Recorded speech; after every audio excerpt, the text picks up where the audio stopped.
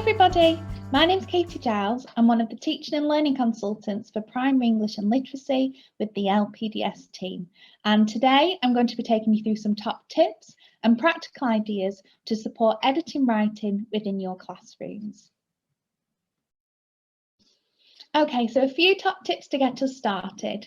It's all about being editing smart. So the first thing you want to do with your children whenever editing is just focus on specific areas tailored to the needs of your class. For instance, if the children have really struggled with their placement of full stops, that's what we're going to focus on within our editing session or our editing time.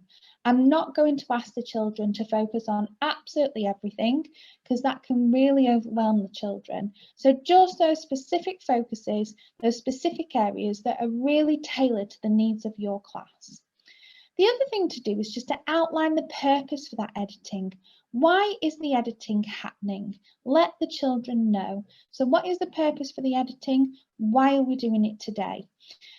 It's also useful to remind the children that all good writers, all best-selling authors have edited their work numerous times.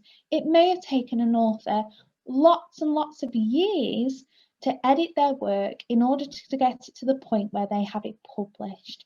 And that can sometimes be a revelation for children because they often don't think that we as teachers or good writers and authors have edited our work. We're just perfect in their eyes. Modelling is key. So what you want to do is model the process of editing to make sure that children know how to effectively edit their own work. We can't expect them to edit their own work if they've never seen that process. So I might show them how to edit their work thinking about their full stop placement with a piece of my own writing before I expect the children to then go and do it with their own work. Once they've seen that model, that will help them to then use those strategies in their own writing to edit effectively. We want it to be reactive as well. So whenever you are editing with your children, don't try and pre-plan what you're going to edit. Make sure that you use feedback and marking to identify those key areas to focus on. So it might be through the marking of previous writing that you notice that there's particular areas that the children are struggling with, and that's then going to inform what you're going to focus on for your editing sessions with your children. It might be within a session itself that as the children are starting to write, you've noticed that either as a class or certain groups of children are struggling with particular aspects of their writing. So it might be that we stop at that point and I model to the children how to edit that specific area so the children can look for it in their own writing. And the final thing to remind children is that everybody makes mistakes. Quite often when you ask a child to go and look back at their work or edit their work, you can see their shoulders slump, their head droops down because they think that they've made a mistake. It must be wrong. It mustn't be good enough for the teacher. Therefore, that's why she's asked me to edit it. So what you want to do is just create a classroom climate where editing is seen as in a positive light, reminding children that all good writers edit their work. They don't just take their first piece as their final piece, and making sure that when children think about editing, it's actually a positive thing. We're making our writing better rather than leaving it in the place that it was previously. Okay, so now I'm going to take you through a few practical ideas that can support editing within your classrooms. So in order for children to become efficient editors, they need to know that reading aloud is part of that editing process, and that should happen every single time we are editing some work. In order to be able to know where the mistakes are, we need to read the writing aloud to know what it sounds like, and that can really help the children to identify the mistakes rather than just reading within their own heads where we might miss things. Okay, so what you might want to do is use some practical resources to support reading a writing outcome aloud. So two practical resources that you might wish to use. One of these is a whisper phone. Now you might have heard of whisper phones before. They might be something that you've never heard of before, but essentially what they are is a piece of plastic piping that the child uses as a phone to read aloud into. And the beauty of these is the way that they are shaped helps the child to just focus in on their own reading. So the sound travels up to their ear, they can really hear themselves reading aloud. And that helps to sort of drown out the rest of the sound that's happening in the classroom. And it also helps them to really focus into what they can hear as they're reading their work aloud. And they don't need to use a loud speaking voice. They can essentially whisper in there and the words are really clear. If you don't have whisper phones, the other thing that you might want to use are your mini microphones. So these might just be cardboard cutout mini microphones that are laminated, or you might have some inflatable microphones that the children can use. So essentially what the children do is when they are asked to read their work aloud, they take their mini microphone and they speak into the microphone, just to reinforce that idea of reading aloud. So cautiously, she tiptoed up the carpeted stairs with a shiver in her spine. Okay, so 2 ideas that you might want to use there just to reinforce that reading aloud. Some other practical ideas that you might want to use, the idea of having a special pen that we use when editing. So the idea of having a purple polishing pen. The beauty of this is that it might be a different colour to what the children usually work and write with.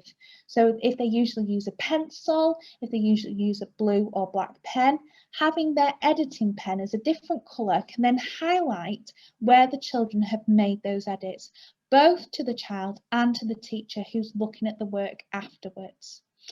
Another idea that you might want to use is leaving a line for your editing. So with the children, sometimes what can happen is when they're trying to edit their work, if there's writing on every single line and they wanted to change a sentence, they find it really hard to find the space to edit. So they either try and squish it in or they put it at the bottom of the page with an asterisk. And sometimes it can be quite confusing both to the child and to the teacher to differentiate between which is the edited piece of work and which is the original writing. So if you encourage the children to leave a line after each line of writing, it just provides that space so the child can insert those edits and make the changes where necessary. If you don't like the idea of leaving a line for editing, because you might think that some children may forget to leave that line, another idea that you might want to use is leaving either the left or right hand page every single time the child writes blank for editing. So for instance, here in this example at the bottom left hand corner, you can see that the child has written on the left hand side, they've left the right hand page blank, and then you can see the edits that they've done really clearly there. Again, that helps the child to see exactly where they want to edit their work and they have the space, but it also helps the teacher to see those edits too. Another idea you might want to use are editing strips. So these are essentially pieces of card. You could have them in a particular colour for editing. And what you're going to ask the child to do is whenever they want to edit, say a particular paragraph or a particular section of work, they take an editing strip, they use the strip to make their edits on. And then what you can do is then place that editing strip into the child's book. So it can be stapled or glued into the margin next to the part of writing that the child's edited. And then it can be folded into the book. So then you can pull it out to see those edits that the child has made. Something else you might want to use are editing rulers or reading overlays. So again, these come in a range of different colours. And what they help to do is just to focus the child on specific line by line parts of their writing to really see what they want to edit. This might help children who particularly struggle with tracking as well. So it helps them to just focus line by line and it's highlighted so they can really see their own writing and if there are any changes that they want to make. Okay. Some other practical ideas that you might want to use is having either a code or stickers for editing. So what you could do is once you introduce each different focus for the child to look at in terms of editing, you can then have a code that relates to that focus. For instance, once we've thought about how to use capital letters and where capital letters should be, we then introduce this code, A, B, C in capital letters, for the child to then know if I've circled this particular code, I want them to go back and have a look at their capital letters. Okay, and you can do that for the range of different areas that you want the child to focus on. So then within my own feedback and marking with the child, I can then circle the areas that I want them to look at, the key focuses when they're editing, and then they can go back and find those edits within their own work and find those errors. Okay. Obviously, this would need a bit of training. So each time I introduce a new focus, I'd be modelling to the children how to edit for that focus, and then I would then be expecting the children to do that in their own work, but building it up as the year goes on rather than introducing a massive codes at the start of the year. Another idea that you might want to use is rainbow editing. So rather than having codes, pictorial codes for the different aspects that you want the child to edit, it might be that we colour code it. So for capital letters, we have a particular colour. For full stops, we have another colour. For conjunctions, we have a particular colour. And what you again want to do is model and train the children in one aspect at a time. So it might be in full stops, we're using our blue coloured pencil to identify our full stops. And if we want to edit any full stops or the placement of full stops, we use our blue coloured pencil. With both of those strategies, what you want to ensure is that you have consistency across the school. So for instance, if this is introduced into year 1, you want to make sure that if we are using blue for full stops, that carries on throughout the whole of the school so that the children don't get confused when they go into year 2 and all of a sudden we're finding our full stops with a red coloured pencil. Okay, and just some final top tips to summarise. So we've gone through some practical ideas, just some final top tips to summarise when thinking about editing. So just consider when and how editing will take place within your English sessions. So is it always going to happen at the same time, i.e. at the end of the lesson, or are we going to be more reactive? So could it be, that we open the lesson with an editing session linked to some of the writing that the children have done previously? Is it going to happen within the middle of a session when the children have had a go at looking at a specific focus, doing their writing, and then we stop the lesson and have a go at editing that particular focus? Or is it going to be at the end of the session and we're going to have some time to go back and reflect on our writing, reading it aloud and editing where necessary? And how that's going to take place as well. So is it always going to be that the children work independently at editing their own work? Are we going to work with a peer and edit each other's work and support each other? Or are we going to work as a group or as a class to edit pieces of writing? So just consider how and when would be most effective for your children at different points within the year.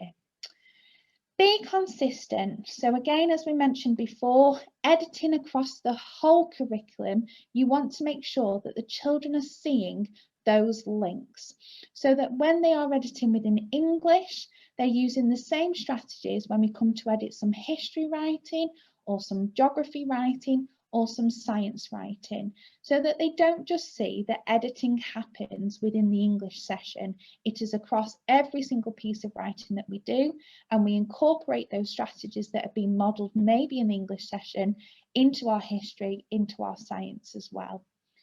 Be consistent across year groups. So again, as we mentioned before, make sure that you have the same strategies being used throughout the year groups in the same way. So if I've introduced rainbow editing, I might then make sure that each year group is using the same colours. If we're using codes, make sure that they're the same codes throughout year groups, and also the strategies as well. So, making sure that we have certain strategies that are used throughout the school so the children can make those links with editing, but also you might want to build up those strategies as you go through the year groups too and have that progression. just reminding the children that editing doesn't always mean changing. You can all remember those times where children, you've asked them to edit the work, they go away and they change all of the good bits of the writing, and actually you think, gosh, their first piece of writing was better than this edited piece. So what you want to remind the children is that they've got to have that element of choice. So read your work aloud, read it by sentence, and ask yourself, does it need to be changed, or am I happy with that particular sentence? So it doesn't always mean that we have to change everything on our page. It might only be certain sentences or one line or one word.